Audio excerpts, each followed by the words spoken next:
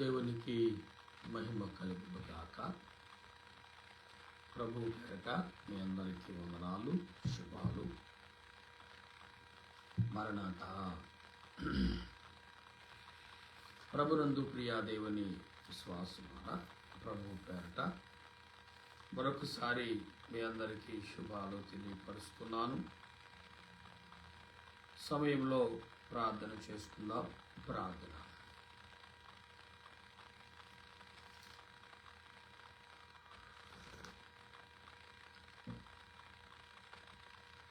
సర్వ సృష్టిని నీతిని పరిపాలించుచున్నావు సృష్టికర్త, నీకు వందనాలు.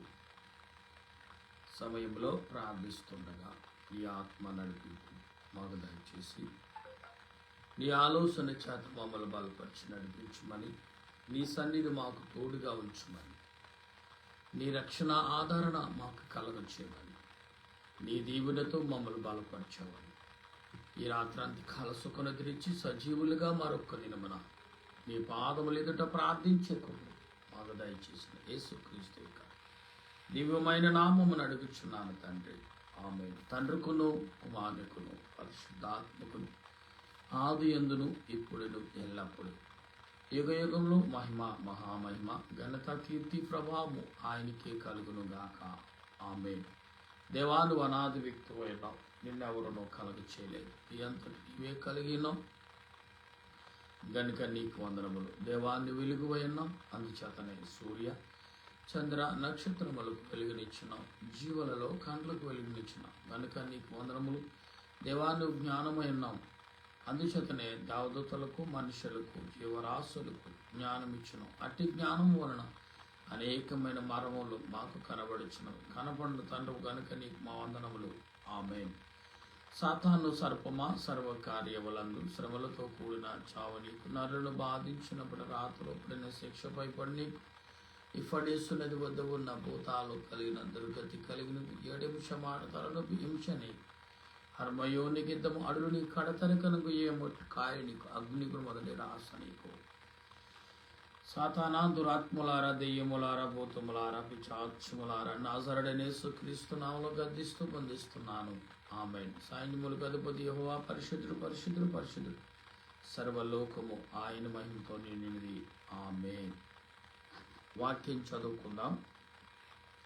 మహోన్నతుని చోట నివసించేవాడు, సర్వశక్తి నీడని శ్రవించేవాడు, ఆయనే నాకు ఆశ్రయము, నా కోట, నేను నమ్ముకున్న నా దేవుడని నేను యెహోవాను గూర్చి చెప్పుచున్నాను. వేటకాన్ని ఊరి నుండి ఆయన నిన్ను విడిపించును, నాశనకరమైన తెగులు రాకుండా నిన్ను రక్షించును. ఆయన తన రెక్కలతో నిన్ను కప్పును, ఆయన రెక్కల కదా నీకు ఆశ్రయము కలుగును. ఆయన సత్యము కేవలము డాలునైనది, రాత్రి వేళ కలుగు భయము కనును,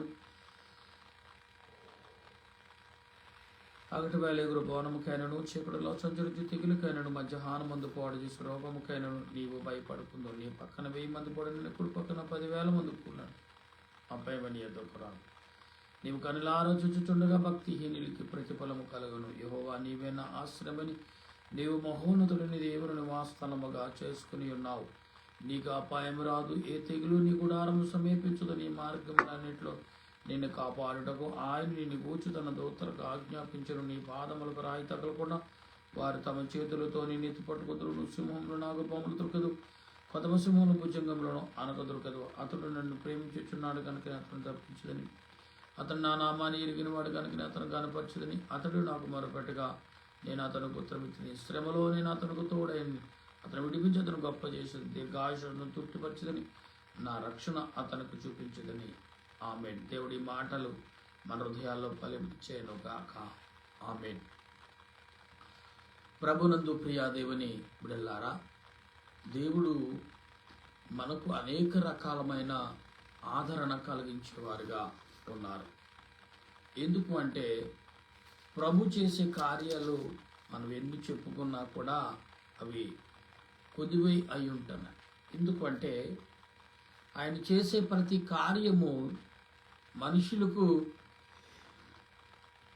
మేలుకరముగా, దీవెనకరముగా, ఆశీర్వాదకరముగా ఉంటుందనేది ఎంత నిజమో మనము లేఖనాల ద్వారా గ్రహించగలం. దేవుడు ప్రతి విషయంలోనూ అనేకమైన విధములుగా మనతో మాట్లాడుతూనే ఉన్నారు. అయితే మనం రాత్రి కాలంలో ఫిలిప్పీ పత్రిక మనం చదువుతున్నప్పుడు ఆ ఫిలిప్పీకు అపోస్తులైన పౌలు కొన్ని హెచ్చరికలతో కూడిన మాటలు రాశాడు.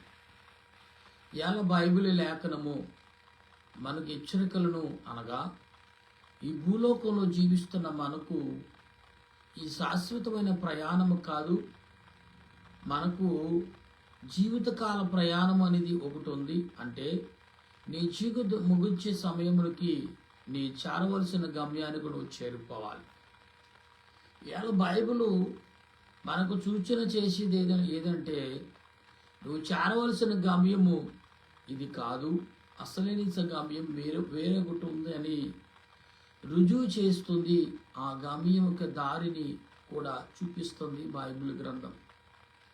ఈనాడు క్రైస్తవుడిగా జీవించిన ప్రతివాడు, క్రైస్తవుడు అంటే ఏదో అంటరాని వాడుగాను మనవాడు కాకుండా చూసే ప్రజలారా, క్రైస్తవు అంటే ఏదో చిన్న మాట కాదండి. ఇది అక్కడ ఎలాగుంటుందంటే క్రైస్తవు అనే పేరుకు తగ్గ జీవితం దేవుడు మనకిస్తున్నాడు. ఈ జీవితం ఎలాంటిదంటే ఏ మనుషుడు కూడా దేని కొరకు పరిగెడుతున్నాడు, దేని కొరకు లోకంలో జీవిస్తున్నాడు, దేని కొరకు లోకంలో పరుగులెడుతూ అలసిపోతున్నాడో అవన్నీ కూడా అక్కడ సమకూర్చబడతాయి నీకు. అంటే పరుగులెడుతున్నాను ఈ లోకంలో మనుషుడిగా, నేను నాకు అన్నీ తెలిసిండి పరిగెడుతున్నాను ఆ లోకం కొరకు, అంటే ఆ లోకం కొరకు, ఈ లోకం కొరకే పరిగెడతా. ఆ లోకం కొరకు పరిగెట్టి పనుడు ఉన్న చోటనే నీవు మాత్రం కనిపెట్టడం, అదే ఆ లోకం యొక్క చేరటానికి మార్గం. నువ్వెక్కి ఈ లోకంలో కానీ ఈ లోకంలో లాగా ఉదయాలేసి ఉరుకు పరుగుల జీవితం అక్కడ ఉండదు. అటువంటి జీవితం అక్కడ అసలు ఉండనే ఉండదని లేఖనం మనకు చాలా క్లియర్గా చెప్తుంది. అయితే మనవుడు ఆ లోకానికి చేరాలంటే ఏమి చేయాలి? ఏమి చేయక్కర్లేదు, కనిపెట్టడమే. నీకు కలిగినది, నీకు తెలిసినది స్తుతించడం, నీకు అనుభవం ఉన్నది ప్రార్థించడం, అంతే తప్ప ఇక్కడలాగా ఏమండి మరి ఆకలి కొరకును, నీళ్ళు కొరకును, వస్త్రాల కొరకును, కుటుంబం కొరకు అలసిపోయేంత పరుగు అక్కడ ఉండదండి. నువ్వు ఎక్కడైతే ఉన్నావో, ఇప్పుడు ఏ స్థాయిలో ఉన్నావో, ఏ స్థితిలో ఉన్నావో ఆ స్థితిలో ఉండే నువ్వు కనిపెట్టడం. ఈ కనిపెట్టే పని దేనితో కూడిందంటే పనులు మానుకుని కనిపెట్టాలంటే దేవుడు అంటున్నాడు, నీ పనులు మానుకు అక్కర్లా, నాకు కొంత సమయం కేటాయించు. ఆ కేటాయించిన తర్వాత ఆ కేటాయించిన సమయము ఎటువంటిదో నేను నీకు చూపిస్తాను. నాకు ఇచ్చిన సమయం కొంచెమైనప్పటికీ అది నువ్వు దేని కొరకు ఇచ్చావో ఆ విలువను నేను చూపిస్తానని ప్రభు చెప్తున్నాడు. అవునండి, నువ్వు చేరవలసిన చోటకు చేర్చవలసిన చోటకు ఆయన చేరిస్తానని మాటిస్తున్నాడు ఆయన. గమనించండి, అసలు జీవితము ఇది కాదు మనిషికి. ఎలా ఎక్కువ జాములు వేసి ప్రార్థించి కనిపెట్టడం కారణం ఏంటంటే ఆయన ఆత్మ మనకు ప్రేరేపణ ఇవ్వటం వల్ల, ఆయన ఆత్మ మన దేహానికి శక్తిని ఇవ్వటం వల్ల, ఆయన ఆత్మ మన దేహంలో ఉన్న కండనరాలకు, ఎముకలకును, మూలుగులకు శక్తిని ఇవ్వటం వల్లే మనం లేచి ప్రార్థన చేస్తాం. లేకపోతే బీపీ డౌన్ అవటము, లో బీపీ రావటము, లేకపోతే కాళ్ళు చేతులు సరిగ్గా పనిచేయకపోవటము, అనారోగ్యం రావటము, నీరసం రావటము జరుగుతుంది. ఇవేవి రాకుండా మనం కంటిన్యూగా దేవుని సన్నిధిలో కనిపెడుతున్నామంటే కేవలం నువ్వు అనుకున్నట్టు నేను అనుకున్నట్టు జరిగే పని కాదు.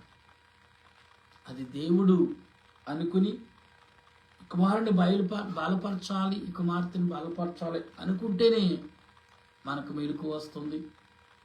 దేవుడిని కనిపెట్టగలుగుతున్నాం, స్తుతించగలుగుతున్నాం, ఆరాధన చేయగలుగుతున్నాం, పాటలతోనూ వాక్యముతోనూ అన్ని విషయాలు మనం ధ్యానం చేయగలుగుతాం. ఇదంతా గొప్ప ప్రక్రియను దేవుడు మనకు అందించాడండి. చాలా గొప్ప ప్రక్రియ. అసలు మానవుడు వల్ల కానిది పరలోకులు పరిశుద్ధులు చేసే పని ఇలా మానవుడికి అనుగ్రహించబడుతుందంటే మానవుడు పరలోకంలో పరిశుద్ధులతో జీవించవలసిన వాడు. అర్థమైంది నా మాట మీకు?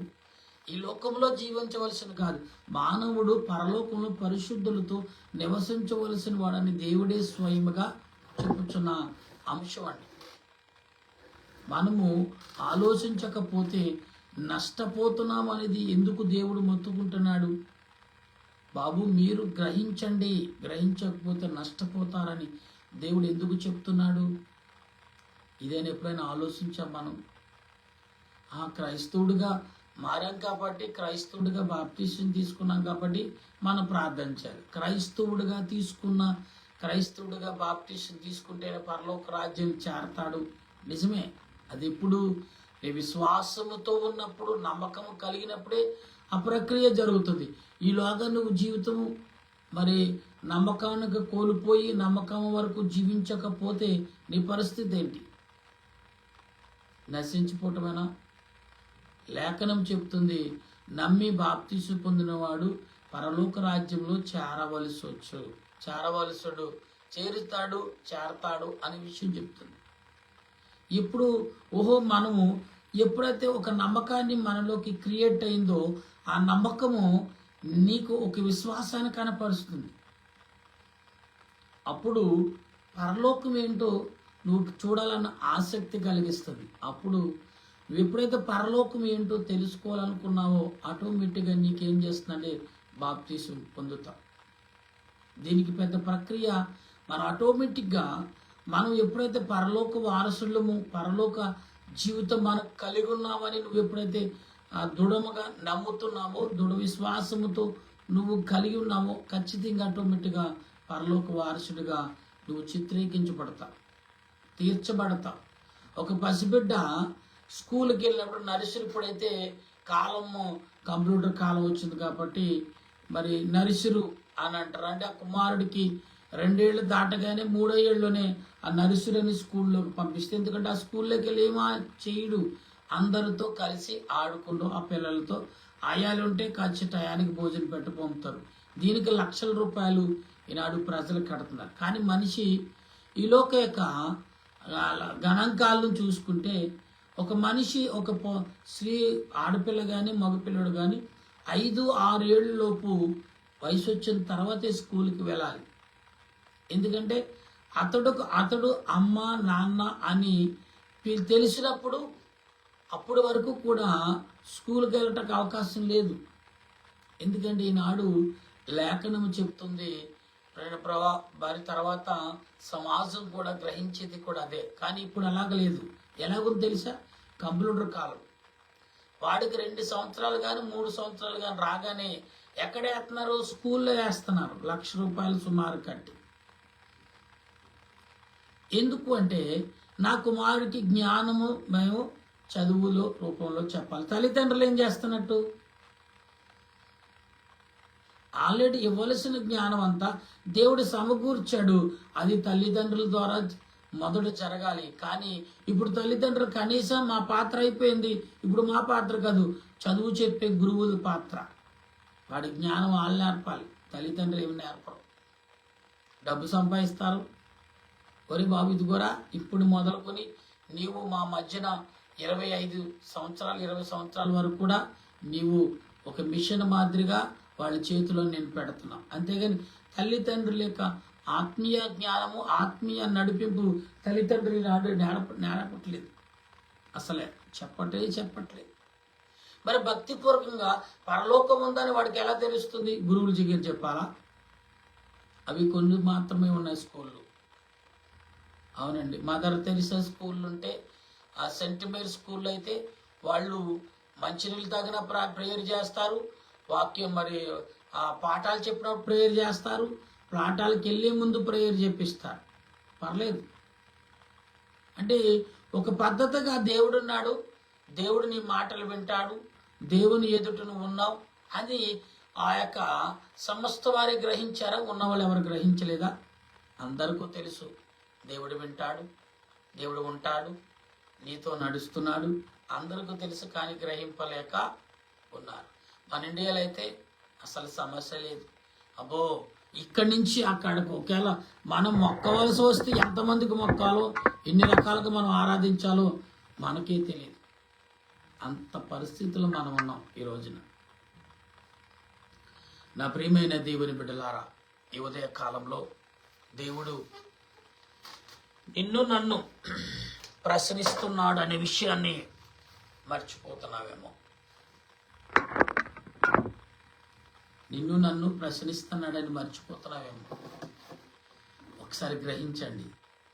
ఫిలిప్పీ పత్రికలో భక్తుడైన ఫిలిప్పి గారు చెబుతున్న మాటలు అపోస్తలుడైన పౌలు గారు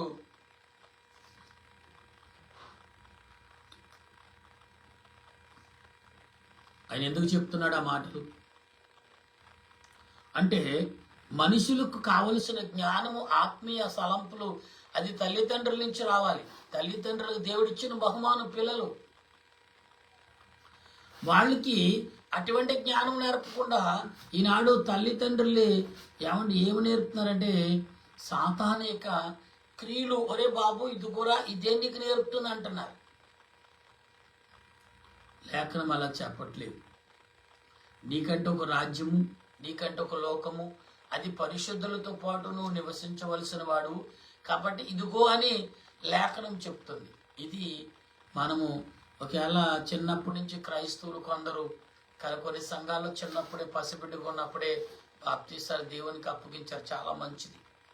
ఎందుకంటే ఆదిలో అబ్రహాము ఇషాకును కన్నప్పుడు ఆ వృద్ధుడైనప్పుడు కూడా దేవునికి సమర్పణ చేశాడు. దేవునికి సమర్పించటం వల్ల మరి ఇషాకు మరి అబ్రహాముకు అనుకూలంగా అబ్రహాము పెంచగలిగాడు. అబ్రహాముకు అందుకనే బలి ఇవ్వటం, ఎలా బలి ఇవ్వాలో, దేవుని సన్నిధిలో ఎలా బలిపీఠం కట్టుకోవాలో, ఎలా దేవుని ఆరాధించాలో, ఆ బలులు ఆ స్తుతులు ఏ రకంగా చేయాలి అన్నీ కూడా తండ్రిగా అతను నేర్పగలిగాడు. అబ్రహాముకి ఎవరు నేర్పారు? పరిశుద్ధులే నేర్పారు. దేవుడే స్వయముగా అబ్రహాంతో మాట్లాడి అబ్రహాము నేర్పిన వాడై ఉన్నాడు. ఈనాడు మనకెవరు నేర్పాలి? తల్లిదండ్రులే నేర్పాలి. దాని తల్లిదండ్రులు నేర్పట్లేదు. ఎందుకంటే భక్తిపరంగా ఒక 10 నిమిషాలు గడపటానికే గడిపితే సమయము ఎక్కడిక ఆ వ్యాపార విషయంలో, ధన సంపాదన విషయంలో ఆలస్యమైపోతుంది అనుకుంటున్నారే తప్ప, ఉదయాన్నే రాత్రి పండుకుంటారు, 12-1 గంట అవుతుంది. ఈ యొక్క సెల్ ఫోన్లు వచ్చింది, దాంతో పడి ఉంటారు. తర్వాత పండుకుంటారు, ఉదయకాలం అడవడిగా లేస్తారు. కనీసం ప్రార్థన కూడా చేయలేని పరిస్థితి. భగవంతుడు ప్రార్థనే కాదు, దేవుణ్ణి తలంచలేని పరిస్థితులు మనుషులు ఉన్నారు. దేవుని బిడ్డలారా, మనము దేవుని సన్నిధిలో ఎప్పుడైతే ప్రభువా దేవా అని నీ అంతరాత్మను ఏకత్వం చేసుకుని దేవుడు అసలు ఈ ప్రాణముకు ఈ దినమున మరొక దినమును మనకి ఇచ్చాడు, ఎలాగొచ్చింది అని గ్రహింపగలుగుంటే దేవుడు ఎక్కడున్నాడో, దేవుడు ఎలా ఉంటాడో మనం వెతికి, లేకపోతే దాని యొక్క అనుసరించుటకు మనకు ప్రేరేపణ కలుగుతుంది. పిల్లరా, క్రైస్తవుడు అనే ఒక పేరు పెట్టారు కాబట్టి, బైబిల్ గ్రంథం ఒక గ్రంథం ఉంది కాబట్టి క్రైస్తవుడు అంటున్నారు. ఒకప్పుడు లేనప్పుడు అబ్రహాం ఏం చేశాడు? ఏ గ్రంథాలు లేనప్పుడు దేవునిని కనపరచలేదా? సృష్టికర్త ఎవరో మాట్లాడలేదు కదా. ఆనాడు ఎందుకు దేవుడు సృష్టికర్త అని ఎలా గ్రహించారంటే, ఆనాడు ప్రజలు దేవుడు మాట్లాడాడు కాబట్టి. దేవుడు అనేవాడు మాట్లాడతారండి, మౌనంగా ఉండేవాడు కాదు. ప్రవచనాలు చెప్తాడు, ఎలా చేయాలో ఎలా నడవాలో నడిపించాడు అబ్రహాముని, ఇషాకుని, యాకోబుని. అందుకే యాకోబు దేవుడు ఉన్నాడు కాబట్టి పెనికిలాడాడు. లేకపోతే ఎవరితో పెనికిలాడాడు? తనకు తానుగా పెనికిలాడుకున్నాడా? లేదు.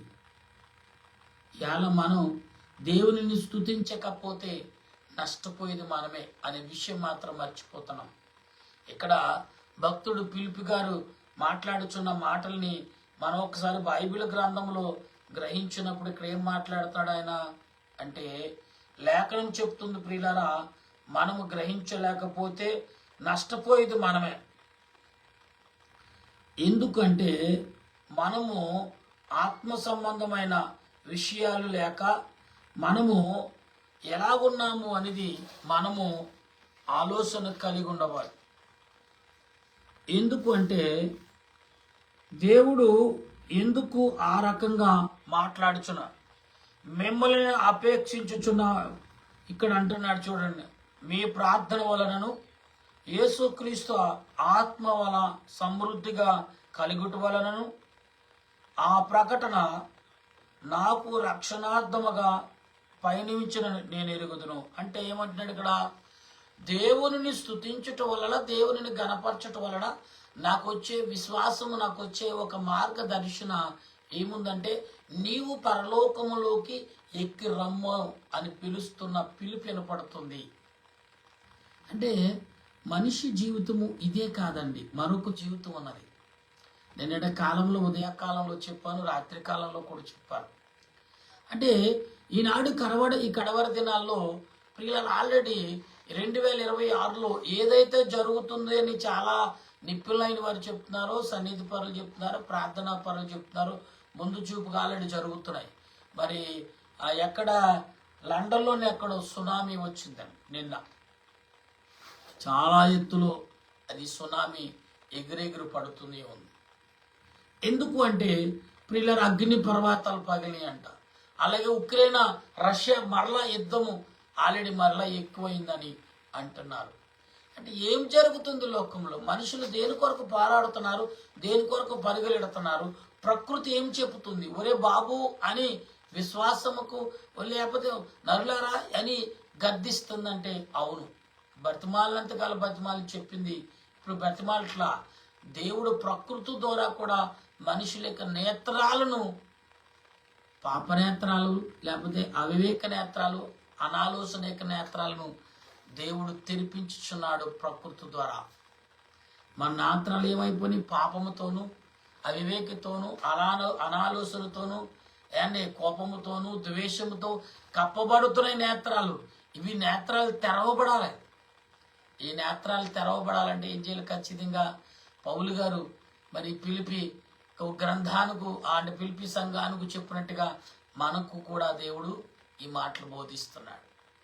ఇక్కడ అంటున్నాడు ఏమని? నా మట్టుకైతే బ్రతుకుడు క్రీస్తే, చావైతే లాభము. అయినను శరీరముతో నేను జీవించుటే నాకున్న పనికి పరసాధమైన ఎడల నేనేమి కోరుకుందునో నాకు తోచలేదు. ఈ రెంటి మధ్యను ఇరుకును పడి ఉన్నాను. నేను ఎడలపోయి క్రీస్తుతో కూడా ఉండవలనని నాకు ఆశ ఉన్నది. అది నాకు మేలు. అయినను నేను శరీరమందు నిలిచినుట మిమ్మల్ని బట్టి మరి అవసరమై ఉన్నది. మరియు ఇట్టి నమ్మకము కలిగి నేను మరలా మీతో కలిసి ఉండుట చేత నన్ను గూర్చి క్రీస్తు యేసునందు మీకున్న అతిశయము అధికమవునట్లు మీరు విశ్వాసమందు అభివృద్ధి ఆనందమును పొందు నిమిత్తము నేను జీవించి మీ అందరితో కూడా కలిసి ఉందని నాకు తెలియను. అంటే పౌలు గారు చెప్తున్నాడు ఏంటంటే, మీ అందరితో నేను కలిసి ఉన్నటకు దేవుని యొక్క ఏర్పాటు అయి ఉన్నది. అంటే మిమ్మల్ని కలవటానికి నేను వస్తున్నాను మీ మధ్యకు అని ఒక దైవజనుడు పౌలు గారు మరి ఇక్కడ సంఘాలకు హెచ్చరికలు చేస్తున్నాడు. అంటే ఒక సేవకుడు, ఒక అధికారి, లేకపోతే ఒక ప్రధాని, ఒక ముఖ్యమంత్రి ప్రజల మధ్యకి వెళ్ళాడు. ప్రజలు ఏ రీతిగా ఎలెక్టుకుంటారు, లేకపోతే అది సంబంధించిన శాఖల వారు ఎంత ఎలెక్ట్గా ఉంటారు, కనీసం మరి వారు తాగే నీళ్లు కూడా తాగితే ఆలస్యం అయిపోతుందని పరుగులెడుతూ ఉంటారు.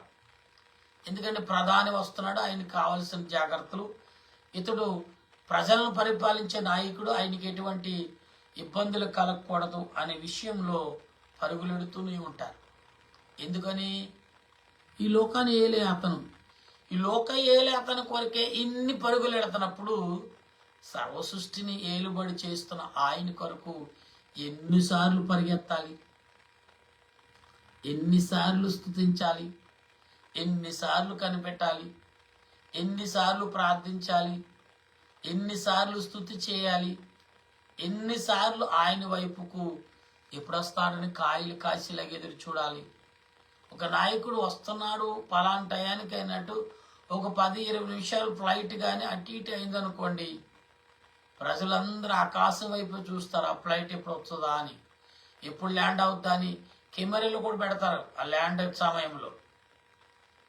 ఎందుకంటే ఒక నాయకుడికి ఎంత ఉన్నప్పుడు సృష్టికర్త ఆయనను ఏ రకంగా చూడాలి ప్రజలు, ఆయనను ఏ రకంగా ఈ ప్రజలు కనుగొనాలి, ఏ రకంగా ఆ ప్రజల పట్ల ఈ ప్రజలు ఆలోచన కలిగి ఉండాలనేది దేవుని ఉద్దేశం. ఇక్కడ అంటున్నాడు ఆయన ఏమనంటే, నేను వచ్చి మిమ్మల్ని చూచినను రాకపోయినను మీరు ఏ విషయములను ఎదిరించేవారు బెదరక అందరూ ఒక భావముతో సువార్త విషయములో విశ్వాసపక్షముగా పోరాడుచు ఏక మనసు గలవారై నిలిచి ఉన్నారని నేను మిమ్మల్ని గూర్చి వినులాగున మీరు క్రీస్తు సువార్తకు తగినట్లుగా ప్రవర్తించుడి. అట్లు మీరు బెదరకున్నట వారికి నాశనమును మీకు రక్షణయు కలుగునటకు చూచునై అయ్యున్నది. ఇది దేవుని వలన కలుగునది. ఎలయనగా మీరు నాయందు చూచినట్టు నాయందు ఉన్నది మీరిప్పుడు వినుచున్నట్టు పోరాటము మీకును కలిగి ఉన్నందున క్రీస్తునందు విశ్వాసముంచుట మాత్రమే కాక ఆయన పక్షముగా శ్రమపడుటయు ఆయన పక్షముగా అనుగ్రహింపబడిను. అంటే ఇక్కడ దేవుడు ఏం అనుగ్రహించబడిందని చెప్తున్నాడు? ఆత్మ సంబంధమైన విశ్వాసాన్ని అనుగ్రహించబడుతుందని చెప్తున్నారు. అంటే బైబిల్ యొక్క లేఖనము మానవులకి ఏం చెప్తుంది? ఏదో చెప్తుంది. ఏంటది?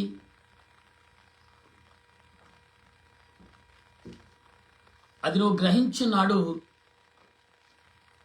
నీ కళ్ళు తెరవబడతాయి, నీ మనోనేత్రాలు చూడవలసిన చోటును వెతుకుతాయి. ఎటువంటివి దారిని వెతుకుతాయి? పరిశుద్ధులు ఎక్కడైతే నివసిస్తున్నారో అక్కడకు చేరాలని నీ ఆత్మ తహతహలాడుతుంది, ఆశపడుతుంది. అందుకే అన్నాడు, అనే ఆశపడుచున్న ప్రాణమును తృప్తిపరచుచున్నాడు దేవుడు. నీ ప్రాణం ఎప్పుడైతే ఆశపడుచుందో, పరిశుద్ధులు చోటుకి వెళ్ళాలని వెతుకుతుందో అక్కడ చేర్చటకు, తృప్తిపరచుటకు దేవుడు సిద్ధపరుస్తున్నాడు.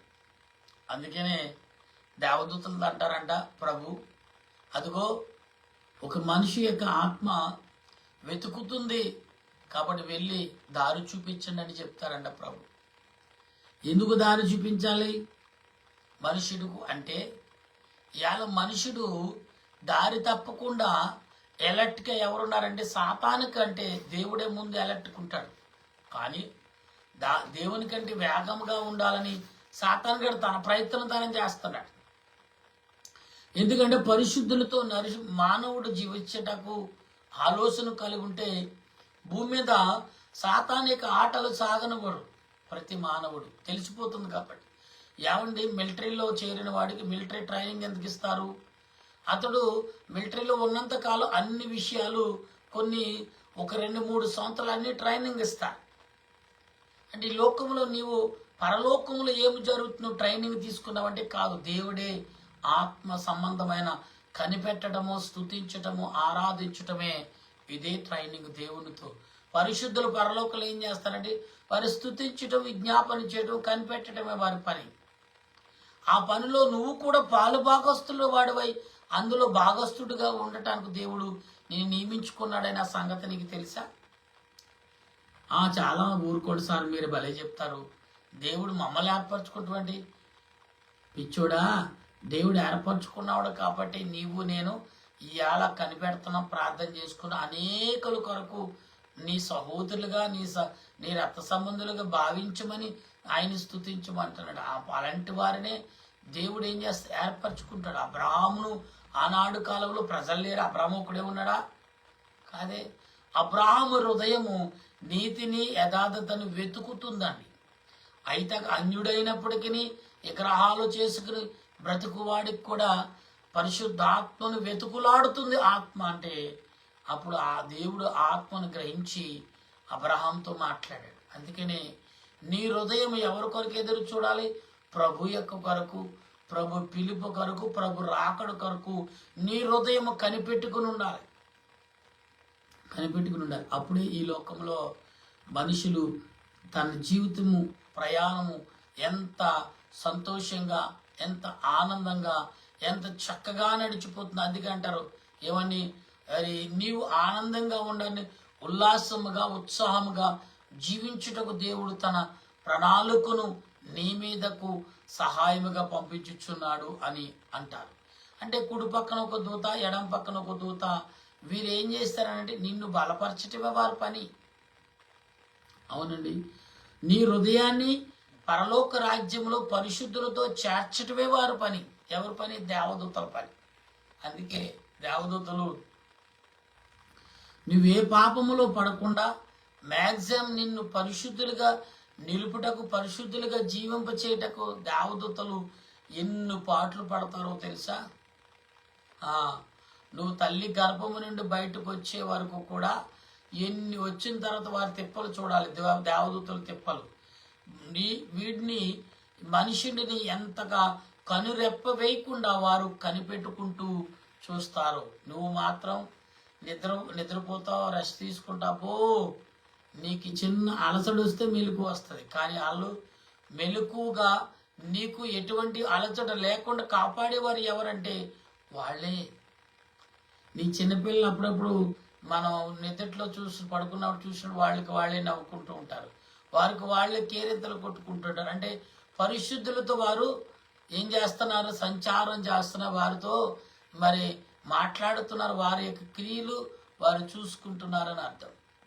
ఎందుకంటే లోక జ్ఞానం అప్పటి వరకు ఆ చిన్నపిల్లలకి అంతగా లోక సంబంధమైన జ్ఞానము అబ్బద్దు. కాబట్టి అబుద్ధి ఎప్పుడు వాళ్ళ వయసు వచ్చాక అబుద్ధి, కానీ అప్పటి వరకు ఉంటుంది, కానీ దాన్ని గ్రహించలేడు.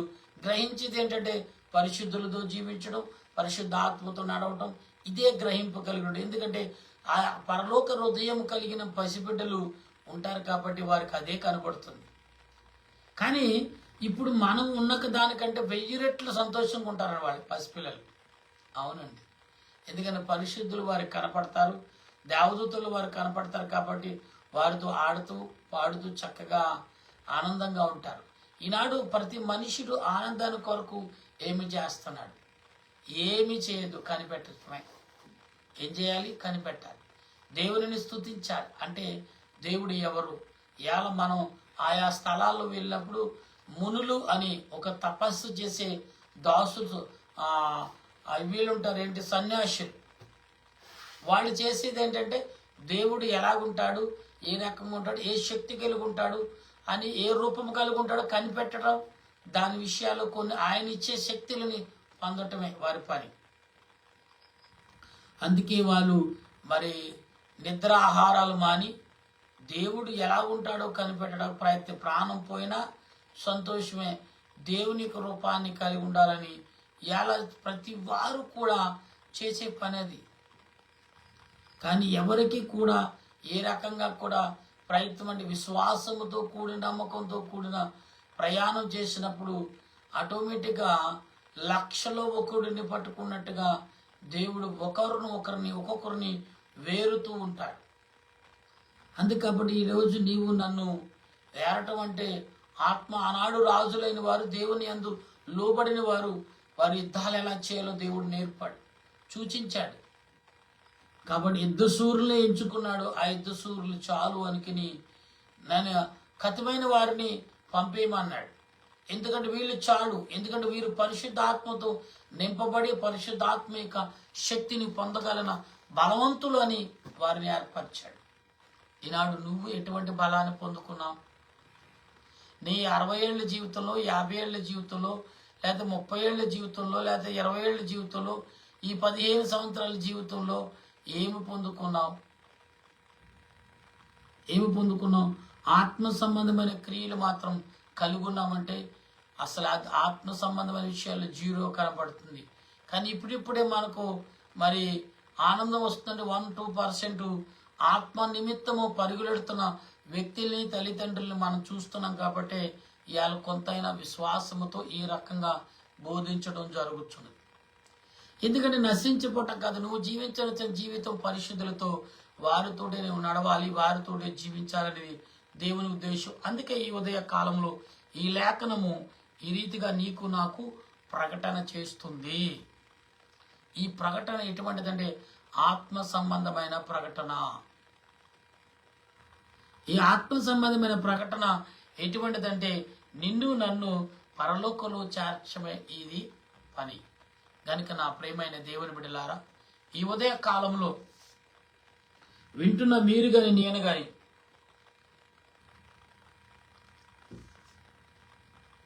ఏ రకమైన తలంపులు, ఏ రకమైన ఉద్దేశాలు మనం కలిగి ఉన్నాం, ఏ రకమైన ఆలోచనతో మనం నడుస్తున్నాం, ఒకసారి ఆలోచించమని లేఖనమును ద్వారా ఒక సేవకుడిగా నేను కోరుచున్నాను, దేవుడు కోరుచున్నాడు.